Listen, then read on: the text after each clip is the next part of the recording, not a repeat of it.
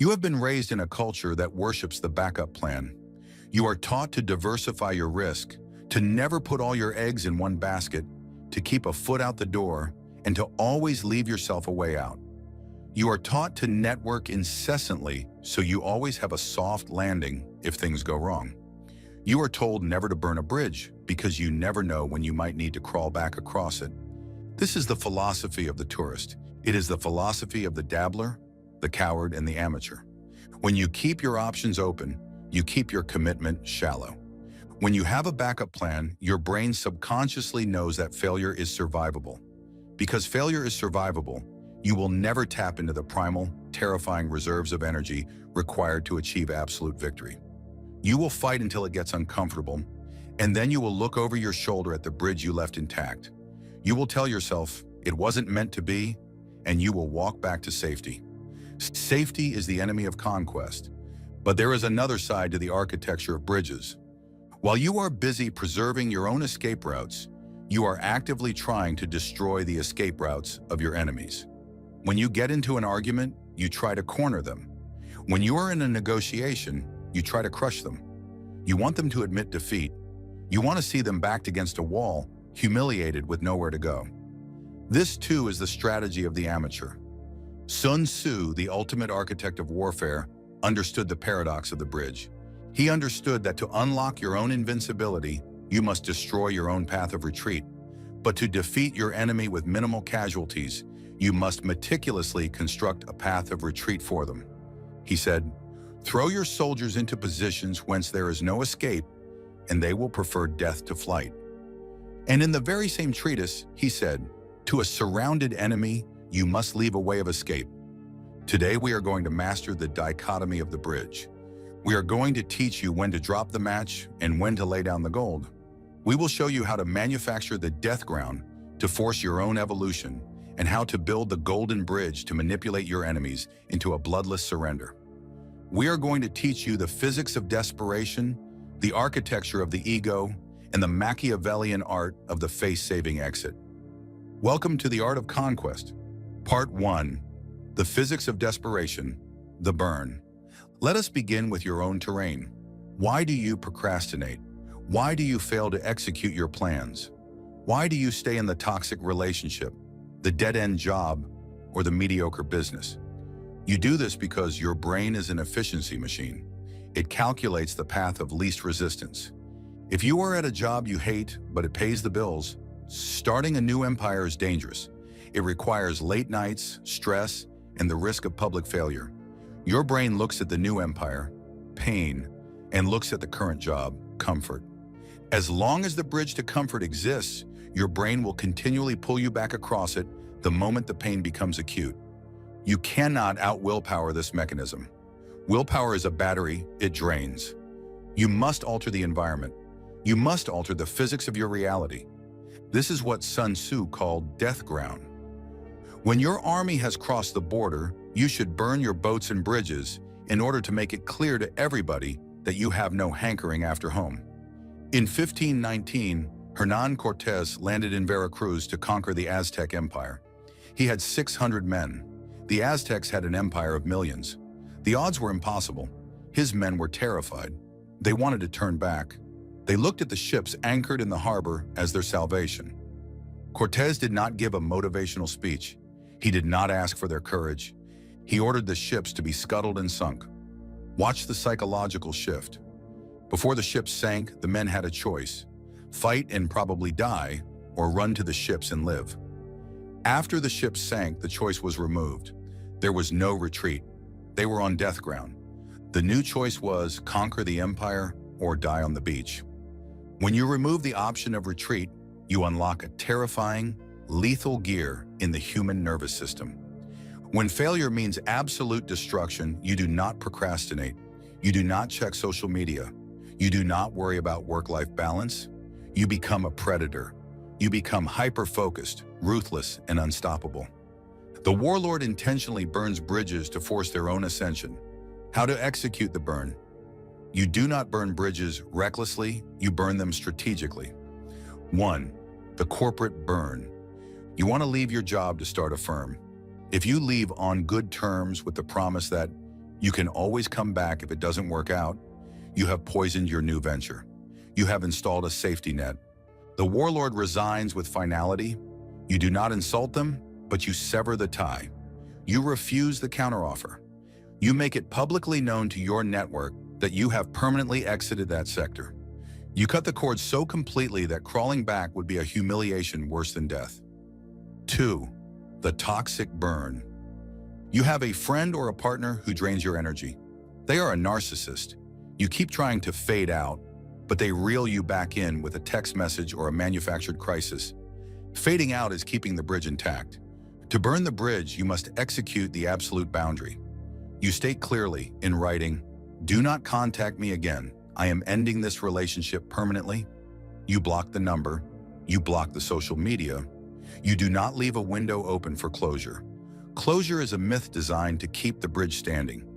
When you burn the bridge, you feel a moment of intense vertigo. You are suddenly untethered. Embrace the vertigo. That is the feeling of zero gravity before you learn to fly. Part 2, the cornered rat, why the amateur fails. Now we pivot from your terrain to the enemy's terrain. When the amateur engages in conflict, their goal is not just victory, their goal is vindication. The amateur's ego demands that the enemy not only loses, but admits they are a loser. The amateur wants the enemy to say, "You were right, I was wrong, I am stupid, you are smart." To achieve this, the amateur backs the enemy into a corner. They bring up past mistakes.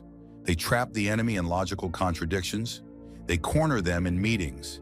They block every exit. They demand a total, humiliating surrender. This is a catastrophic strategic error. When you back an animal into a corner and it realizes there is no escape, its brain switches into the exact same death ground state we just discussed. You have accidentally weaponized your enemy. A rat will run from a cat. But if you trap the rat in an alley with a dead end, the rat will turn around and leap at the cat's face, fighting with a demonic, suicidal fury. When you corner a human being, when you threaten their ego, their identity, their job, or their public standing with no avenue of escape, they will not surrender. They will fight you to the death. They will lie, cheat, sabotage, and drag you down to hell with them. Even if you win the fight, the cost will be massive. You will suffer reputational damage, legal fees, and emotional exhaustion. Sun Tzu warns us, when you surround an army, leave an outlet free. Do not press a desperate foe too hard. The warlord does not want to fight a desperate foe. The warlord wants the foe to surrender peacefully, hand over their weapons, and walk away. To achieve this, you must build the Golden Bridge. Part 3, the architecture of the Golden Bridge. A golden bridge is a psychological construct. It is a manufactured narrative that allows the defeated enemy to save face. It is an excuse you hand to them on a silver platter, allowing them to retreat while pretending they are not retreating. You want the territory, they want their pride. The warlord trades pride for territory every single time. Let them have the pride. Pride is an illusion. Territory is real. The mechanics of the Golden Bridge. 1. The external scapegoat. You are in a negotiation. The other party has taken a hardline stance. They said, "We will never accept less than $100,000. You have proven that their product is only worth $60,000. If you say, "Your product is garbage and your valuation was stupid," take the $60,000, you are attacking their intelligence. They will walk away from the deal just to spite you. The warlord builds a golden bridge using an external scapegoat. I agree that the intrinsic value of your product is excellent. In a normal market, $100,000 is fair. Unfortunately, the new macroeconomic data that just dropped this quarter has restricted our capital expenditures across the board. The board has capped this acquisition at $60,000. It is out of my hands. Given the market shift, this is the most aggressive offer we can make. Analyze the bridge. You did not call them stupid. You validated their product. You blamed the market and the board. You allowed them to tell themselves and their boss that they didn't lose the negotiation.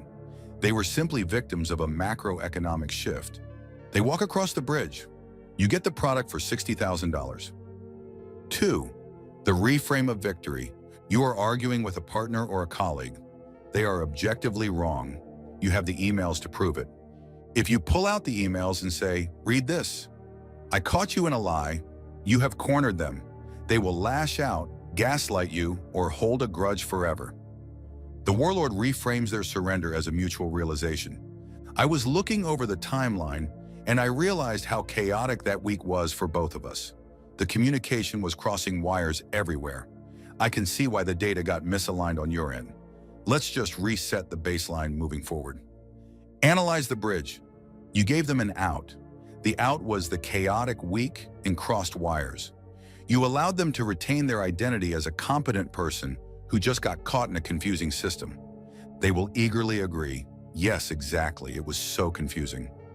They have surrendered the point. You have established the new baseline. You won without firing a shot. 3. The new information clause. When an enemy has taken a public stance, they cannot back down without looking like a hypocrite. You must provide them with new information that justifies their change of heart. I know you were firmly against this merger, and based on the data you had last month, you were absolutely right. But this new audit report changes the context entirely. Your initial instinct protected us, and now this new data allows us to pivot safely. You are praising their initial, wrong position and using the new data as the bridge for them to walk across to your side. They get to look prudent, you get the merger. Part 4. The legal and corporate kill box, strategic dominance. We must prioritize strategic dominance over risk mitigation. In the legal and corporate arenas, the stakes are not just ego, they are millions of dollars, intellectual property, and market share. The amateur lawyer or the amateur CEO wants to crush the opponent in open court or in a hostile takeover. They want the public spectacle of the kill. They want the judge to pound the gavel and declare them the victor. This is risk mitigation disguised as aggression. Going to trial is a risk. A hostile takeover is a massive financial drain. The warlord achieves absolute dominance by forcing a settlement that strips the enemy of all assets, while building a golden bridge of non-disclosure and public relations for the enemy to retreat across. The strategy of the velvet guillotine. You have a rival executive who is sabotaging the company. You have enough evidence to fire them for cause, which would ruin their career. If you call them in and say, "You are fired for cause, you get 0 severance, pack your desk," they will sue you. They will claim discrimination. They will leak company secrets. They are on death ground. The warlord calls them in and lays the evidence on the table. The threat is implicit, but the warlord does not drop the blade. The warlord builds the bridge. We have a divergence in strategic vision. If we proceed down the formal HR route, the documentation will be public and permanent.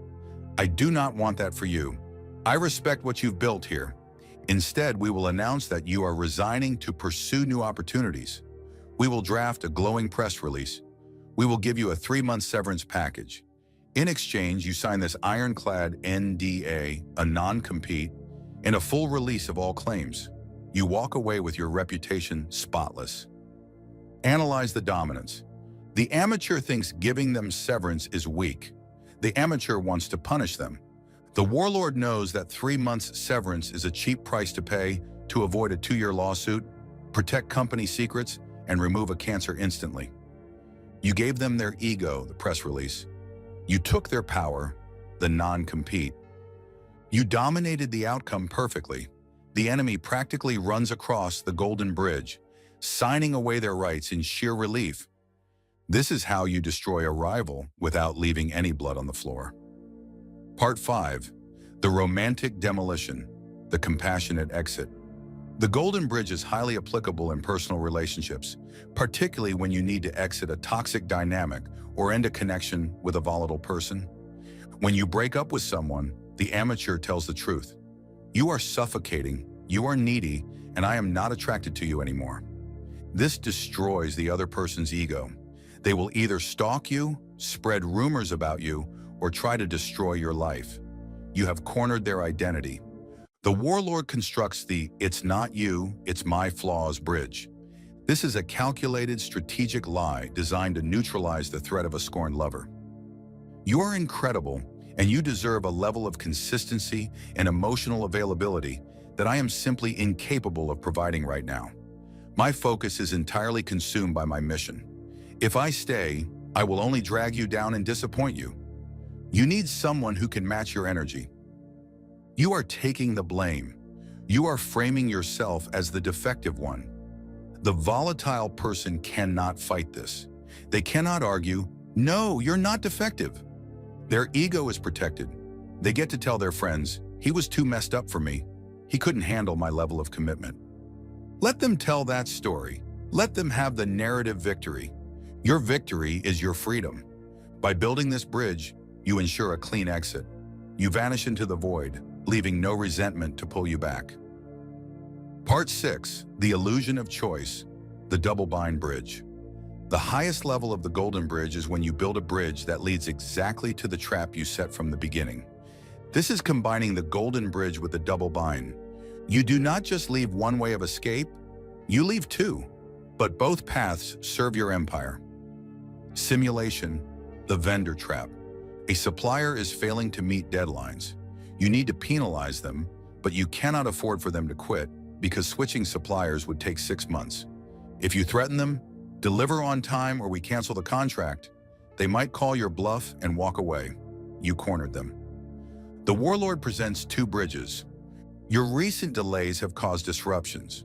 We value the partnership, but we cannot absorb this friction. We have two options moving forward. Option A, we maintain the current volume, but we institute a 15% penalty fee for any shipment more than 48 hours late, retroactive to last month. Option B, we understand you might be overextended. We can reduce our order volume by 30%, giving your team breathing room, but we will move that 30% to a secondary vendor to ensure our supply chain. Analyze the trap. You did not yell. You offered them a choice. Option A hurts their profit margin but keeps the revenue stream.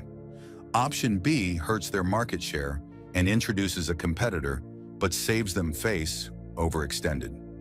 Both options punish their failure. Both options protect your empire. Because you gave them a choice, they feel a sense of autonomy. They will debate which option is better for them, completely ignoring the fact that you have successfully boxed them into a penalty regardless of what they choose. They walk across the bridge of their own execution, believing they plotted the course. Part 7, the exception, the bridge of ashes, annihilation.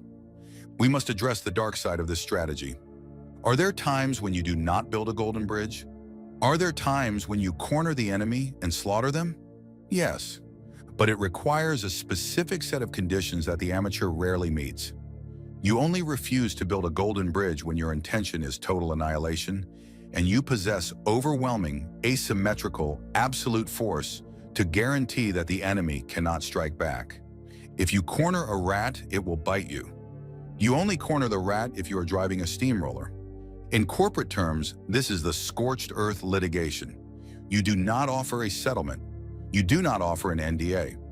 You intend to bankrupt them, seize their assets, and make a public, terrifying example of them to deter all future enemies. But heed the warning of the Warlord. Partial annihilation is suicide. If you burn their bridge and attack them, but you fail to destroy them completely, you have created a lifelong nemesis who operates on death ground. They will dedicate the rest of their existence to your ruin. Machiavelli said, "If an injury has to be done to a man, it should be so severe that his vengeance need not be feared." If you cannot guarantee absolute destruction, you must build the golden bridge. Never wound a king. Part 8, the internal architecture, the mindset of the bridge builder. To execute these strategies, you must master your own internal architecture. The reason most people cannot build a golden bridge is because of their ego. Your ego screams, "Don't let them get away with it. Don't let them think they won. Tell them they are stupid." You must gag your ego. You must throw your ego into a dungeon and lock the door. The Warlord operates from a place of the void. In the void, there is no pride. There is no need for validation. There is no desire to win the argument. In the void, there is only the objective. What is the objective? To get the contract signed, to get the toxic employee out of the building, to extract the asset at the lowest possible price. When you keep your eyes locked on the objective, the words you use to massage the enemy's ego become meaningless. They are just sounds you make with your mouth to manipulate the meat machine sitting across the table from you. If telling them they are a visionary saves you $50,000, then you tell them they are a visionary. You do not care if it is a lie. The $50,000 is truth. This requires terrifying emotional control. When the enemy is retreating across the golden bridge you built for them, they will often talk trash. They will say, "I'm leaving because this company is beneath me." They will say, "I'm giving you a discount because I feel sorry for you." The amateur snaps. The amateur blows up the bridge. "You aren't leaving. I'm firing you." The warlord smiles the cold, dead smile of the predator. The warlord watches them walk away, clutching their fragile, useless pride, completely unaware that they have left their kingdom behind. Let them have their words, you keep the gold. Conclusion: the duality of the warlord. The mastery of conquest is the mastery of duality. You must be utterly ruthless with yourself. You must burn the ships of your own comfort. You must destroy your own backup plans. You must march yourself onto death ground, where failure is not an option, where the only path is forward through the fire. You must accept no excuses from your own mind, but you must be infinitely accommodating to your enemies. You must pave their roads with velvet. You must feed their delusions. You must build magnificent, shining bridges for them to run away on. You must make their surrender feel like a victory parade. Burn your bridges, build theirs. In doing so, you become an unstoppable force marching against an enemy who is all too eager to step aside. You do not win by breaking their shields. You win by convincing them to drop their shields and walk through the open door you provided. This is the geometry of power. This is the architecture of dominance. This is the way of the art of conquest. On this channel, we cover a range of topics like the one in this video. If you enjoy this type of content, please don't forget to hit the subscribe button. Otherwise, we may never see each other again. See you again soon.